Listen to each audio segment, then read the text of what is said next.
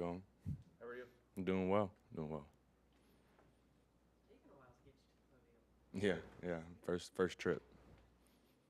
What have you noticed about the conversations or the resolve from your teammates after Sunday's game? I would say, I mean, everything kind of just stays the same, no matter what the week looks like, what the opponent looks like. We stay consistent in our process and who we are. Obviously, we look at the film and we correct the things that we need to correct, and we put emphasis on the things that we want to improve on. But at the end of the day, when we have such a solid, strong foundation, we don't have to change anything about who we are. We already know that, and we have an identity, and we just kind of got to lean into that. What was the most impressive thing when you went back and watched the film that the defense did on Sunday? I mean, I think I've seen it all season, just like the willingness to just fight no matter what. We're going to defend a blade of grass, and we talk about that as a defense, and I feel like we bring it to life in certain situations. You guys have been so good against the run. A lot of times playing with nickel or even diamond. What are the guys up front doing that makes that work?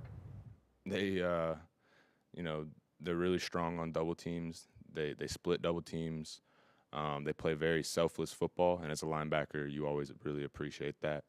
And they're playmakers, so they're very disruptive up front. It's really hard to move them, fool them, whatever it is. They just play really good football. They're really physical too.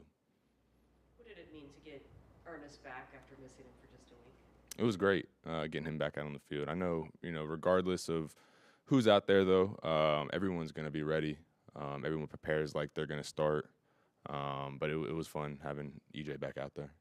You had the green dot when he was gone. Yes. So what either changed or got easier for you? Do you see differently having gone back to the position we've seen you in most of the time? I mean, obviously, when you have the green dot, you got to communicate the calls. So, like, the main difference is listening for the calls versus being the one communicating them. But I feel like no matter what, like, you're still hearing it from somewhere. You're still processing it. It's kind of the same process. You're just hearing it from a different person. 8 tackles for loss and 7 starts. What's allowed you to find yourself in the backfield and make those plays? Teammates and coaches doing their job, set me up to be in good positions, preparing me through the week to know what's coming and to be able to anticipate plays and play aggressively. I would say that. In those short yardage, when you guys get those stops, how excited are you guys when it's 3rd and 1, 4th and 1, and you at least you think a team's gonna run it on you and that chance to stop them? I feel like our defense kind of lives for those moments. Those short yardage moments, I feel like a lot of people expect the ball to, cross the goal line or, for them to convert on the first down. But going back to the just defending every blade of grass, we really embody that mentality. And the energy I feel like everyone sees afterwards, it kind of shows how we feel about that situation. I mean, it's exciting plays and big-time plays for our defense. Do you stop and reflect much about like the totality of your journey from undrafted, serious knee injury, now starting on one of the league's top defenses? Yeah, I feel like reflection is important. I try to live a life full of gratitude and seeing everything that I've gone through and everything that everything I've gone through to get to this point. It helps me live a life of gratitude, and I'm super grateful and I'm super blessed to be in the position I'm in.